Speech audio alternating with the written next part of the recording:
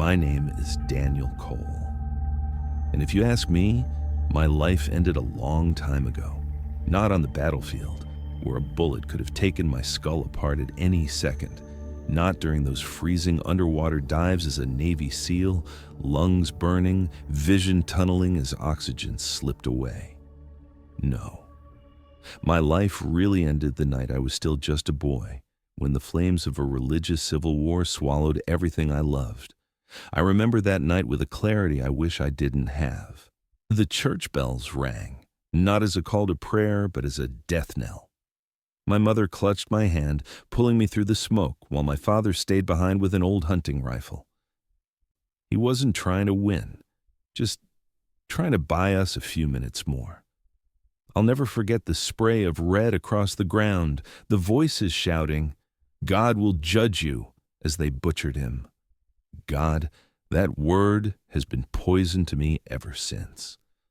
From that night on, I carried hatred like a second skin.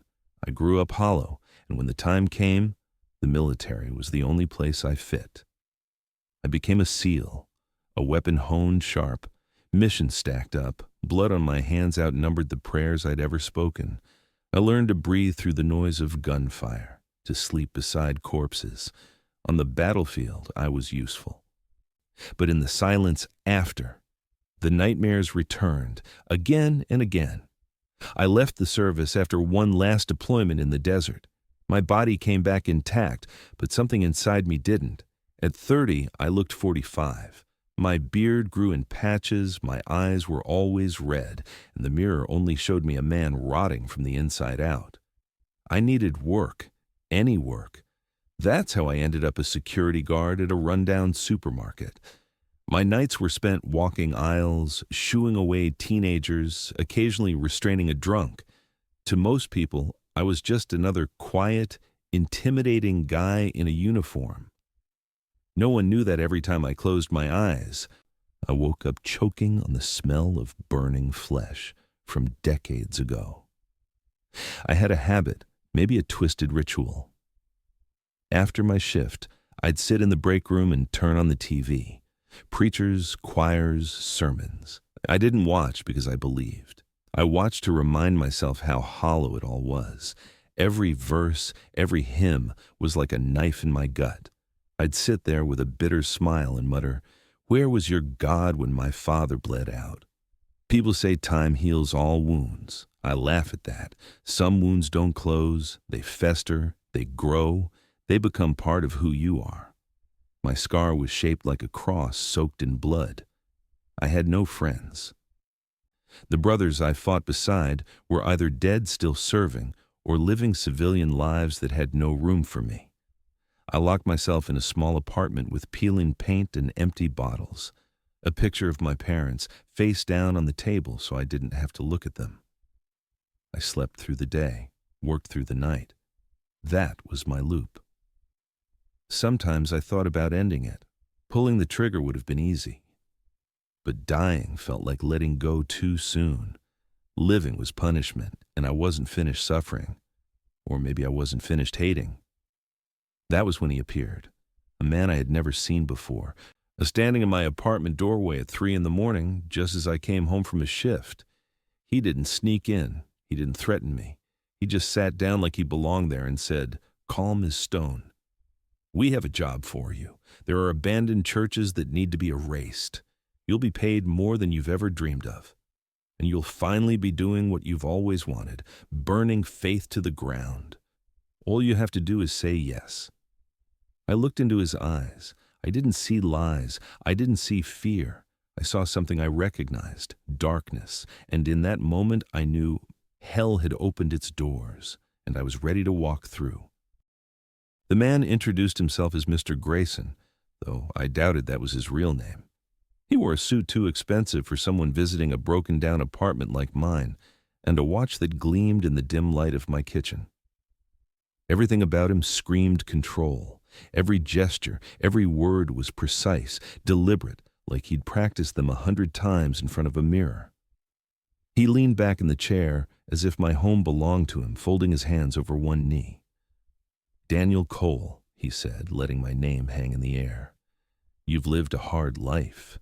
You've seen what faith does to people, how it corrupts, blinds, kills. My jaw tightened. I didn't like hearing my name come out of his mouth, but I stayed quiet. Grayson's smile was polite, practiced.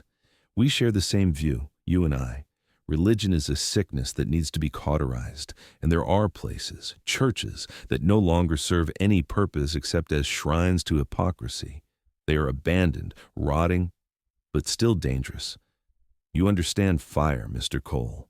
Fire cleanses. Fire makes the world honest. He slid a thick envelope across the table. I didn't touch it, but I didn't look away either.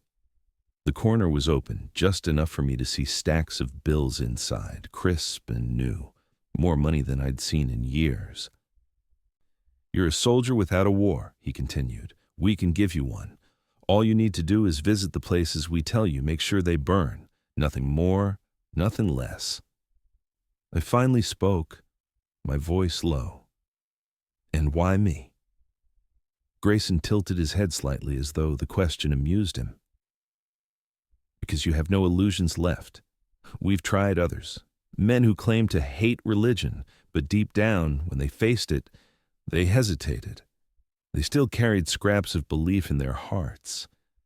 That weakness got them killed. He leaned forward now, his eyes sharp as glass. But you've seen the truth. You watched your parents die in the name of faith. You don't pray, you don't hope. That makes you perfect. I wanted to laugh in his face. Instead, I sat there in silence, staring at the envelope. Why churches? I asked. If they're abandoned, what threat do they pose? Grayson's smile never faltered. Symbols carry weight, Daniel. As long as they stand, people cling to them. We're simply removing crutches. The structures must go. Permanently. His tone was calm, but there was something underneath it, something that slithered like a shadow across the walls. I couldn't name it, but I felt it. I should have told him to get out. I should have thrown him through the door and never looked back. But instead, I found myself staring at that envelope again. Money, purpose, fire. And more than that, the chance to spit in the face of every false promise I'd ever heard. Grayson stood, adjusting his cufflinks. Take the night to think it over. Tomorrow morning, one of my men will meet you outside this building. If you're in, he'll take you to the first site. If not, then we never met. He paused at the door, his hand on the knob, and looked back at me with that same unreadable smile. This is what you were born for, Daniel, to burn away the lies. Then he left, closing the door softly behind him. I sat alone in the silence, the envelope staring up at me from the table. My hands trembled as I picked it up, thumbing the edge of the bills. I thought of my father's blood on the ground, my mother's screams, the bells tolling like a funeral dirge. And I realized something. I wasn't hesitating. Not at all. Hell wasn't just open. It had a name now. Mr. Grayson. And I'd already stepped inside. Morning came with a gray sky and air that smelled like rain. I hadn't slept a minute. The envelope sat on my kitchen table all night, its weight pressing against me like a loaded gun. At exactly 7, a black sedan idled outside my building. A man in a dark suit and gloves stepped out, said nothing, and opened the back door. I climbed in. The interior smelled of leather and cigarettes. Mr. Grayson wasn't there, just the driver, stone-faced, eyes forward. We drove for hours, out of the city and into the countryside, until concrete gave way to fields and woods. The road narrowed, cracked with age, and finally ended at a gravel lot overgrown with weeds. There it was, a church sagging against the horizon. The place looked like it had been abandoned for decades. Ivy crawled up broken, stained glass windows, and the steeple leaned like a crooked finger pointing at the sky. The wooden doors hung half open, swaying with the wind. The driver handed me a small duffel bag and spoke the first and only words of the trip. Inside, I unzipped the bag. A jerry can of gasoline, matches, and the axe Grayson had mentioned. A weapon that didn't look new but had a strange weight to it. Polished wood handle, iron head engraved with markings I didn't recognize. I thought about asking questions. Then I realized I didn't care enough to hear the answers. The church doors groaned as I pushed them open. Inside, dust swirled through beams of pale light filtering in through shattered glass. The pews were splintered, overturned. Candles sat melted into pools of wax on the floor, though no one had lit them in years. Yet the air felt alive. I stepped forward, boots echoing against the stone floor. The silence wasn't silence at all. It was full, humming, like 1,000 whispers just out of reach. I caught movement in the corner of my eye, a shadow gliding across the wall, though nothing was there to cast it. My chest tightened. Instinct screamed at me to raise the axe, and I did. Then I heard it. A voice, soft but clear, rippling through the empty hall. "Leave this place. It is not yours to burn." I froze. My throat went dry. The sound wasn't coming from any direction I could pinpoint. It was everywhere, above me, behind me, inside me. "Show yourself," I growled. The shadows gathered near the altar, swirling, forming something vaguely human. A figure of light and ash, wings broken, face blurred. It stood in silence, watching me. Not moving, not threatening, just there. The voice came again, but I realized the figure's mouth hadn't moved. It wasn't speaking. It was inside my head. "We are not your enemy." My grip tightened on the axe. Anger boiled up, hot and ugly. "You all say the same thing," I spat. "God's servants, protectors, guardians. I watched your holy war slaughter my family. You want mercy? You'll get fire." The figure reached out, as if to stop me. That was all it took. I swung the axe. The blade cut through the figure with a burst of light that seared my vision. The sound it made was not a scream. Not exactly. It was like the shattering of glass, the breaking of something ancient and fragile. The figure collapsed into sparks scattering across the stone floor before vanishing. I stood there, chest heaving, eyes watering from the brilliance. The silence that followed was heavier than before, as if the building itself was mourning. I grabbed the jerry can, splashing gasoline across the pews, the altar, the walls. The stench filled my nostrils, bitter and sharp.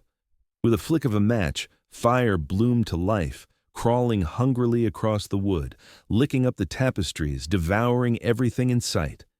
The flames roared, reflecting in the shards of stained glass, painting the walls in red and gold. Smoke curled toward the heavens, dragging with it every last trace of the place. I walked out without looking back. The driver waited, expression unchanged. He took the empty bag, and as I slid into the back seat, he handed me a phone. A message from Grayson lit the screen. "Well done, there will be more."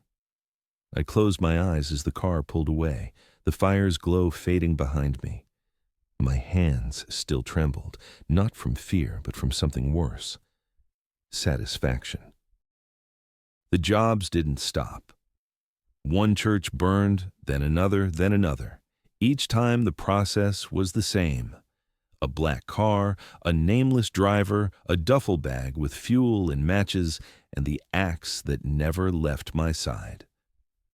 The pay kept coming, envelopes stacked thick. But it wasn't the money that kept me going. It was the fire. Watching sanctuaries collapse into ash was like scratching an itch I'd carried for years. But something else came with it, something I couldn't explain. The second church was in the French countryside, stone walls cracked with moss, stained glass shattered by storms long ago. As I stepped inside, I heard voices in Latin, chanting low and desperate. The place was empty. The sound echoed from nowhere, circling me like a swarm. When I swung the axe at the air, the voices stopped, replaced by a single word whispered right at my ear. "Why?" The third was in Brazil, tucked deep in the rainforest, only reachable by boat. Inside, the pews were covered in vines, frogs croaking in the puddles of rainwater pooled across the floor. I lit my match, and every frog went silent at once. In that dead stillness, a shape rose from the altar, tall, skeletal, draped in wings made of leaves and shadow. It didn't attack. It only stood there, head bowed, as if in mourning. I didn't hesitate. The axe fell, and the thing dissolved into mist that stank of rot. The fourth was in Eastern Europe, a cathedral gutted by war. Bullet holes riddled the walls, statues chipped into faceless stone. There, I didn't see shapes or hear voices. Instead, I felt them. Pressure in my skull, like hands pressing from inside my head. Images flashed, men in robes, halos of fire, standing guard against something vast and black. The vision ended with a jolt, leaving me on my knees. I lit the place anyway. And still the assignments kept coming. Africa, South America, Asia. Every time I thought I'd grown numb to the horrors, the churches proved me wrong. One was filled with hundreds of wax figures, melted beyond recognition, all with their heads tilted toward the altar as if in eternal prayer. Another had bells that rang themselves in patterns, chiming backwards, the sound so sharp it made my teeth ache. In Mexico, I found a church where the crucifix had twisted upside down, not by vandalism, but by the wood itself bending, fibers strained as if alive. Each place was different, but the pattern was the same. Whispers, shadows, shapes that pleaded without words. They tried to warn me. They tried to stop me. And the more they begged, the more I hated them. Because every plea sounded like the prayers I'd heard as a boy, the prayers that never saved my father. Every whisper was just another lie dressed in holy robes. I killed them all. The axe bit through shapes of light, bodies of smoke, wings made of flame. The sound was always the same, the shatter of glass, the snap of something ancient breaking. Each time the fire consumed what remained. The organization, Grayson's people, the Covenant, never questioned me. They just sent more sites, more money. They called me efficient. They called me necessary. I called it vengeance. But as the months dragged on, even I could feel it. Something was building. With every church that fell, the world grew heavier, darker. The air seemed thicker, storms sharper, nights longer. The whispers didn't fade. They multiplied. One night, after torching a church on the edge of the Sahara, I stood outside, the flames roaring behind me. I could have sworn I saw shapes in the sky, streaks of light, like wings, burning as they fell into the horizon. My chest ached as I watched them vanish. And still, I told myself it didn't matter. I was Daniel Cole, the soldier without faith, the man who burned churches, and I would burn them all. It was supposed to be another job, another ruin, another fire. That's what I told myself as the car rumbled down a dirt road in the middle of nowhere. But even before we reached it, something in my gut twisted. The driver stopped without a word. I stepped out into the cold night air, duffel bag slung over my shoulder, and stared at the building ahead. This church wasn't like the others. It stood alone on a cliff, stone walls blackened not by fire, but by age, as if centuries had been pressing down on them. The steeple was cracked, bent like a broken neck. The doors hung open, and from inside, a faint glow pulsed, dim, unnatural, like a heartbeat made of light. For the first time in months, I hesitated. I told myself it didn't matter. Another place, another fire, another ghost to silence. But as I stepped through those doors, the air struck me like ice water. My breath came out in clouds, and the hairs on my arms rose. The silence wasn't empty. It was waiting. The pews were intact, lined neatly as if expecting a congregation that never came. The altar was unbroken, a white cloth draped across it untouched by dust. The whole place felt wrong, not abandoned, not ruined, preserved, kept. I moved closer, my boots echoing loud in the hollow space. That's when I saw it. A single figure stood in the center of the church, between the pews and the altar. Not shadow, not smoke, clearer than the others I'd faced, human-shaped, draped in faint silver light. Its wings were torn ragged at the edges, but they were wings nonetheless. The axe felt heavy in my hand. The figure didn't move. It only turned its head slightly as though acknowledging me. When it spoke, the sound wasn't just in my ears. It was in my bones. "You've come far, Daniel Cole." Hearing my name from that voice was like being split open. "Another one of you," I muttered, gripping the axe tighter. "Another guardian. Another liar." The figure's light flickered, dimmed, then swelled again. "I'm not here to fight you. I'm here to tell you. The end is near. The last lock is breaking." I spat on the floor. "I don't care. You all want to stop me, and none of you can. You're just scraps, leftovers." Its voice deepened, sorrowful but steady. "You believe you're serving vengeance, but you are serving them, the Covenant. They use your anger to destroy what remains of the Watchmen. Once we are gone, nothing stands between him and the world." I froze. My knuckles went white around the axe. "Who?" The figure's light faltered. Its wings twitched, falling to ash that never touched the ground. "He has a name, but you know him as Ruin.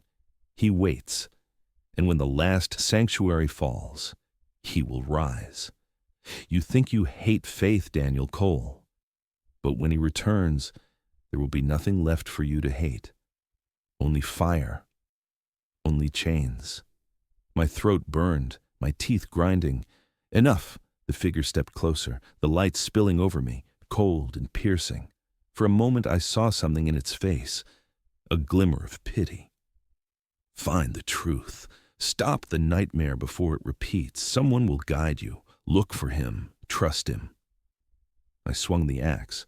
The blade cut through, releasing a burst of light so bright I staggered back. The figure shattered, fragments of silver scattering like snow, then dissolving into nothing. The silence rushed in again, heavier than before. I stood there, panting, heart hammering, the words still echoing inside me. "Find the truth. Someone will guide you."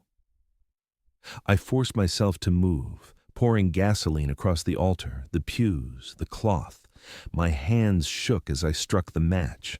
The fire caught quickly, racing across the wood, devouring the purity of the place. As I walked out, smoke curling around me, I swore I heard one last whisper on the wind. "Forgive him. He knows not what he does." The flames roared higher, drowning it out. Outside, the driver waited, expression blank as always. I climbed into the car, shoving the axe back into the duffel. My hands wouldn't stop trembling. The phone buzzed in my pocket. A single message from Grayson lit the screen. "Well done. That was the last. Rest now. We'll contact you soon." I stared at the words, my chest tightening. The last. As the car pulled away and the glow of the burning church faded behind us, I realized the silence in my head wasn't relief. It was something else, something waiting. That night, sleep never came. Grayson's message sat on my phone like a weight I couldn't shake. That was the last. "Rest now. We'll contact you soon." The last. I should have felt relief. I should have felt finished. But instead there was only silence, a silence too heavy, too sharp, pressing against me until my chest ached. I sat in the kitchen long after midnight, whiskey bottle sweating in my hand. My jacket lay crumpled on the floor, still reeking of smoke. That's when I noticed it, something glimmering faintly near the cuff. I bent down, picked it up. A feather, not the kind you'd find in the gutter. This one shimmered with a pale glow. Faint but steady, as if it was breathing. Its edges burned soft blue, and when I turned it in my hand, the glow followed like liquid light. The instant my skin touched it, heat crawled up my arm, into my chest, into my skull. My vision blurred. The apartment tilted. Then the walls dissolved around me. I was standing in fire. The screams were everywhere, the tolling of bells clashing with the roar of flames. Men fought in the streets, blades flashing, eyes wide with fury. Neighbors turned on neighbors, brothers on brothers, all in the name of faith. I knew this place. I knew this night. The night my parents died. But it wasn't the memory I carried. It was something worse.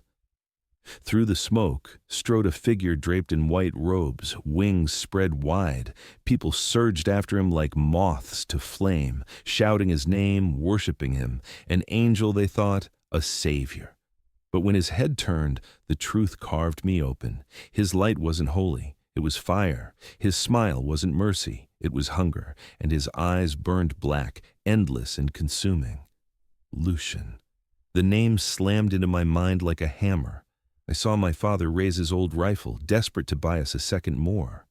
Lucian's gaze flicked over him, and my father dropped, lifeless, like a puppet with its strings cut. My mother screamed, pulling me close, shielding me with her body as the world collapsed around us. That was all I remembered. That was where my memory had always stopped, but now the feather dragged me further. From above, streaks of fire split the sky. Other figures descending, armored, radiant, their wings burning with true flame.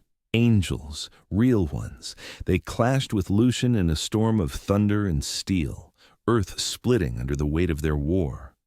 They weren't just fighting him, they were binding him. Chains of light snaked around his limbs, dragging him into a fissure torn open beneath the Vatican itself.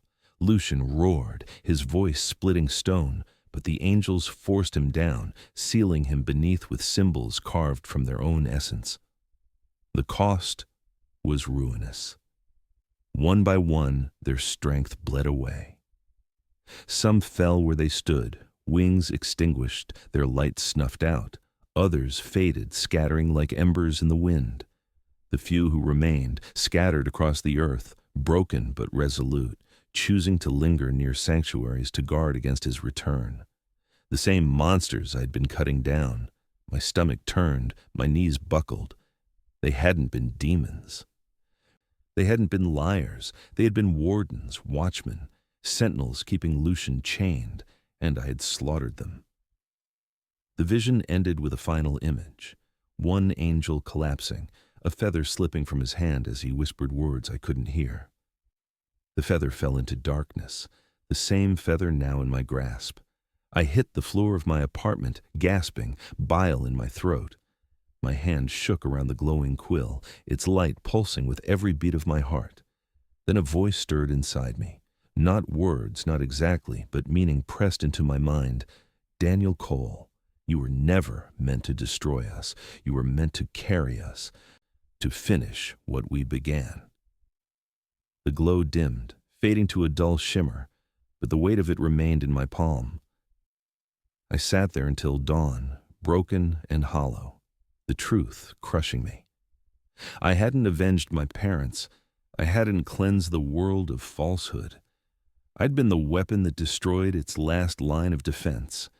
And somewhere beneath the Vatican, chains were breaking. Lucian was waiting. The next morning, I packed a bag and bought a ticket to Rome. No plan, no backup, just the feather in my pocket, burning like a brand against my chest. I told myself I was going as a pilgrim, just another face in the flood of tourists and worshippers. I wore plain clothes, a small wooden cross I bought from a street vendor, even forced myself to bow my head when others prayed. It felt like acid in my throat, but it got me through the gates. The Vatican was everything I hated. Gold, marble, endless grandeur. A monument to faith while the world outside rotted, but beneath the beauty I felt something else. Pressure. Like the walls themselves were holding back a storm. Days passed as I blended in. I walked the halls, listened to the sermons, pretended to care. I learned the rhythms of the place, the bells, the shifts of guards, the locked doors that only opened at night. And I wasn't the only one watching. The first time I saw him, I thought nothing of it. a young priest with a crooked smile, fumbling through a basket of communion bread, making the nuns laugh with some clumsy joke. His name, I learned, was Father Luca Romano. Harmless, forgettable. But harmless men don't linger in shadows. I kept seeing him, always nearby, always watching the same doors I was. Once I caught his eyes, and for a fraction of a second, the warmth in his smile cracked into something sharper, calculating. Then it was gone, replaced with the bumbling act again. At night, I explored deeper. I slipped past locked gates, moved through halls tourists never saw. That's when I started noticing the cars, sleek black sedans pulling into hidden courtyards, too luxurious, too discreet. Their passengers weren't priests. They were men in suits, men I recognized from the shadows of Grayson's world. The Covenant had its claws here. The more I watched, the clearer it became. Meetings behind closed doors, hushed voices in corners. Not all the cardinals were what they claimed to be. One night, I crept through a narrow hall that reeked of incense and dust. A door at the far end stood ajar, golden light spilling through the crack. I edged closer, silent. Inside, men in scarlet robes sat at a table with others in black suits.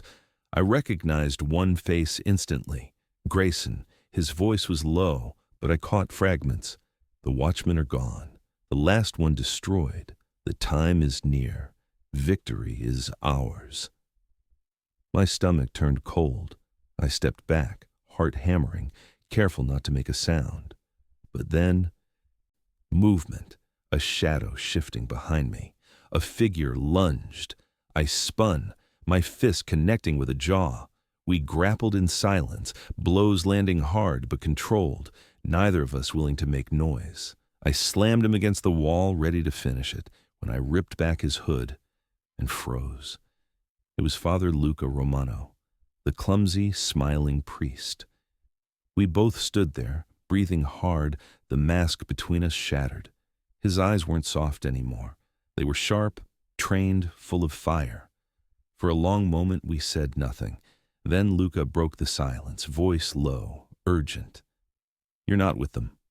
I didn't answer. He straightened, adjusting his collar.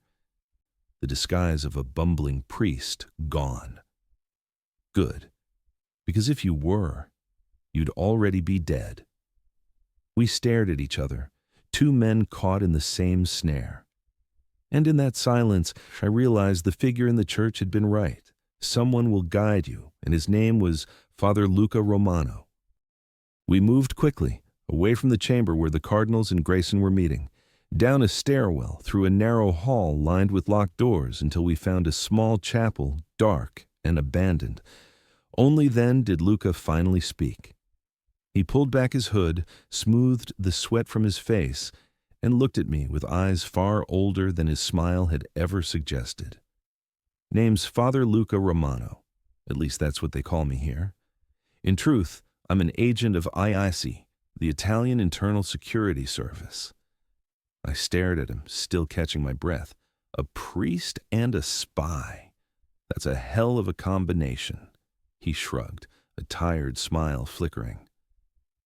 "When you work in Rome, the Vatican is ground zero. We've suspected for years that not all the men in scarlet are holy. But now it's worse than we imagined." I leaned against the wall, the feather burning hot in my pocket. "The Covenant. They've taken root here." His eyes narrowed. "You know that name?" I hesitated, then nodded. "I've worked for them, burned for them. They sent me to destroy churches around the world, said they were useless ruins. But they weren't ruins. They were prisons, guards, angels." Luca stiffened. He caught himself, jaw tight, words weighed heavy. "You're the one. The reason they're gone." The words hit harder than any fist. I didn't argue. I couldn't. Instead, I pulled the feather from my pocket. Even in the dim light, it shimmered faintly, as though alive. Luca's eyes widened. "I saw it," I whispered. "What really happened? Lucian wasn't killed. He was bound. And those I destroyed. They were the last ones keeping him there. I thought I was avenging my parents. All I did was clear the way for him. Luca took a step closer, studying the feather like it was the most dangerous thing in the world. You're telling me the Covenant used you to wipe out the Watchmen, that their goal isn't just influence, it's resurrection. I nodded, throat dry. They want Lucian free. Silence filled the chapel, thick and suffocating. Luca rubbed his temple, muttering a prayer under his breath before catching himself. He gave a bitter laugh. Sorry, force of habit. I almost smiled, but the weight between us crushed it flat. Finally, Luca straightened. The Pope has suspected corruption for years. That's why I'm here. My assignment was to infiltrate, to find proof, but I never expected it to run this deep. Cardinals, Covenant agents, even assassins. All working toward the same goal. And now they've got everything they need, I said. No more angels, no more guards. His gaze met mine, steady, unflinching. Then it falls to us. I shook my head. You don't get it. I killed them, every last one. You think I can stop what's coming? I already played my part. Luca's voice hardened. Then play another. You were chosen, Daniel, whether you like it or not. That feather proves it. They could have killed you 100 times over, but they didn't. Maybe that means something. I looked down at the feather glowing faintly in my hand. Chosen. The word felt like a curse.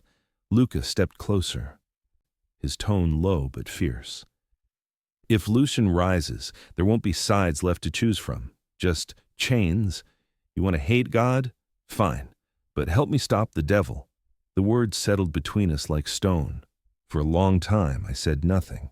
Then, finally, I closed my fist around the feather and nodded once. All right, we do this together.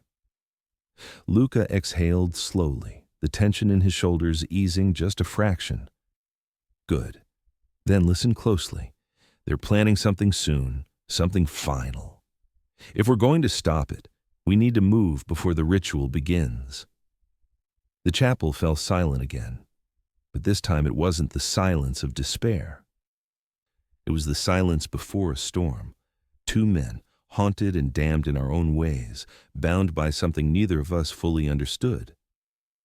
And somewhere beneath our feet, Lucian was waiting. We moved fast after that night. Luca knew the Vatican's veins, the locked corridors, the hidden courtyards, the halls tourists never saw. For days we shadowed the Covenant's movements, watching black cars slide in under moonlight, listening at doors until fragments of plans pieced themselves together. The ritual was close. Too close. Luca pressed a map into my hand, his fingers stabbing at a chamber deep beneath St. Peter's. Here, he whispered.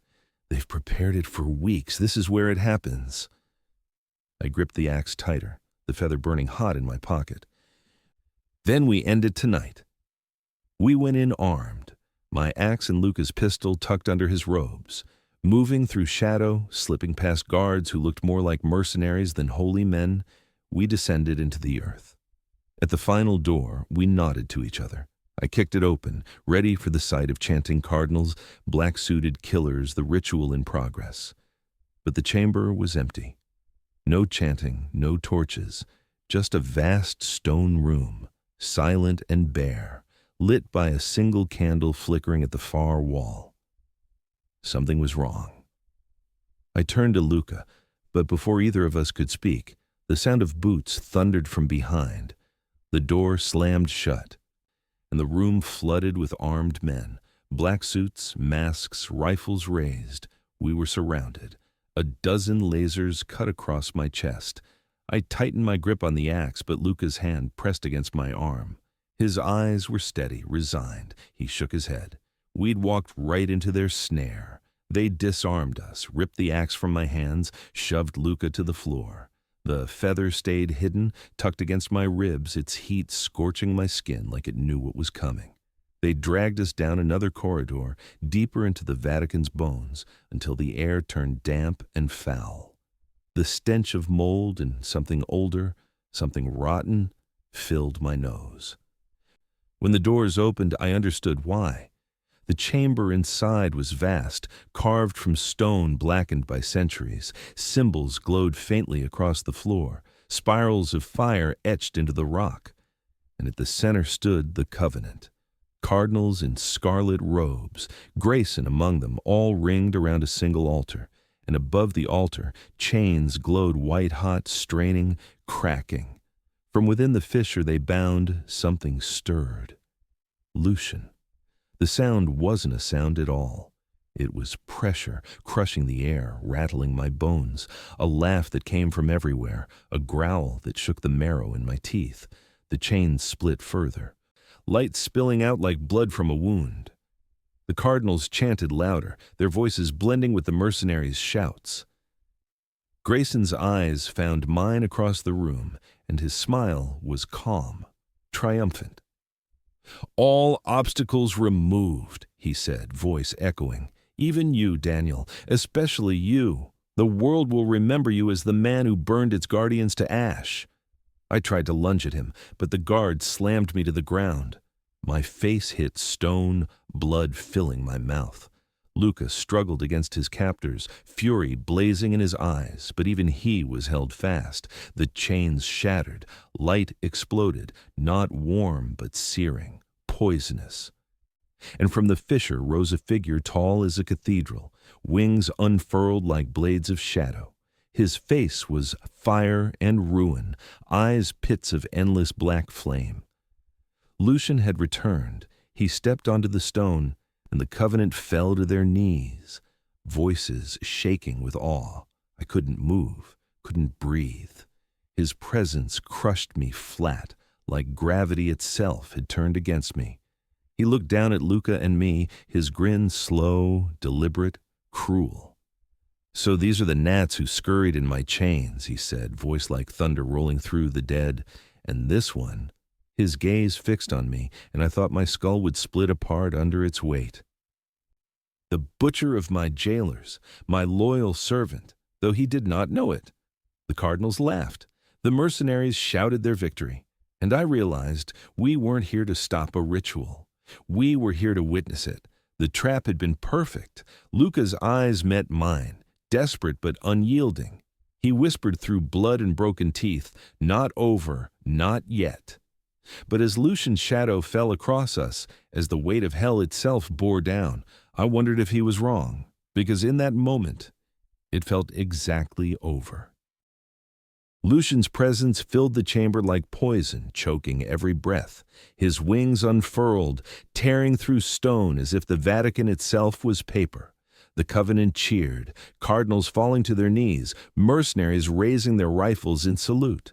Their God had returned, and he was ruin itself. Luca and I were forced to our knees. My axe was gone, my body broken, blood soaking my shirt. I waited for death. But then, the feather. Heat flared in my chest, sharp and urgent, like a brand pressed into my heart.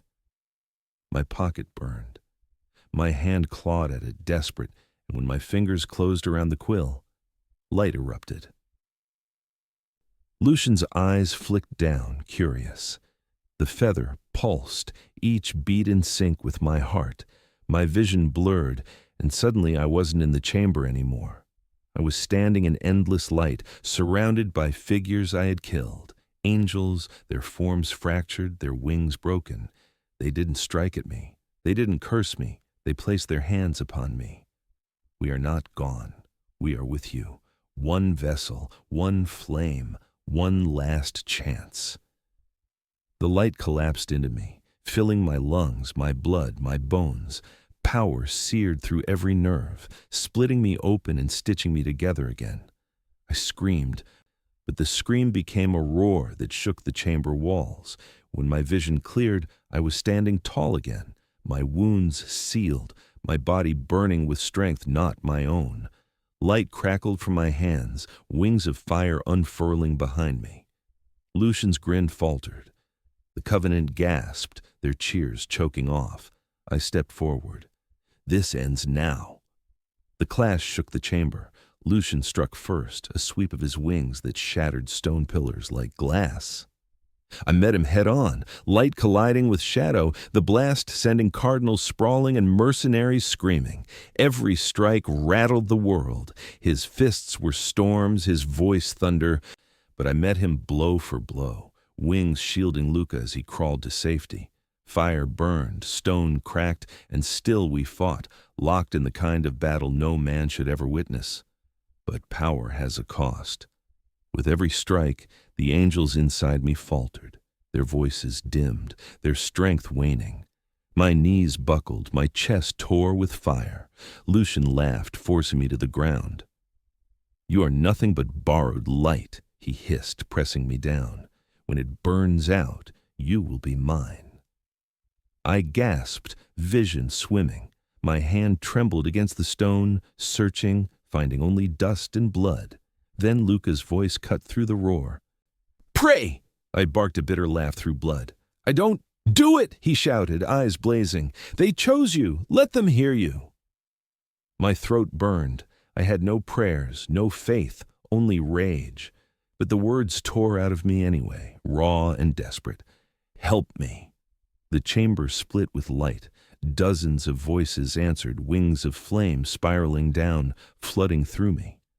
The angels I had slain, their remnants, their fire, they poured into me all at once. My body shook, burning, but I stood. Lucian staggered back, eyes narrowing.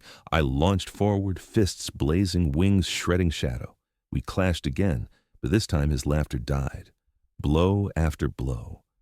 I drove him back, each strike fueled by 1,000 voices of light. His roar became a scream, his body fracturing, chains of fire rising from the earth to coil around him once more. "No," he thundered, thrashing, "I will not be caged again." I pressed the axe, the one they had stolen, now burning with fire in my hands, against his chest. Light erupted, chains snapping tight. His scream shook heaven and hell alike as the fissure opened beneath him, dragging him down into the dark once more. The chamber collapsed, stone raining, fire consuming the walls. Luca pulled me to my feet as the last of Lucian's shadow vanished. Together we staggered into the night, the Vatican bells tolling overhead. It was over. The covenant scattered, some arrested, some fleeing into the dark. The corrupt cardinals exposed, their power shattered. Luca returned to his duty, a spy and a priest, his cover intact. And me? I walked out of Rome with the feather still burning in my chest. The angels' voices whispered in my mind, soft but unyielding. "We are not gone. We are one." I wasn't their executioner anymore. I was their vessel, their weapon, and if Lucien ever rose again, I would be waiting. Daniel Cole, the man who burned churches, the man who carried angels, the man who chained the devil.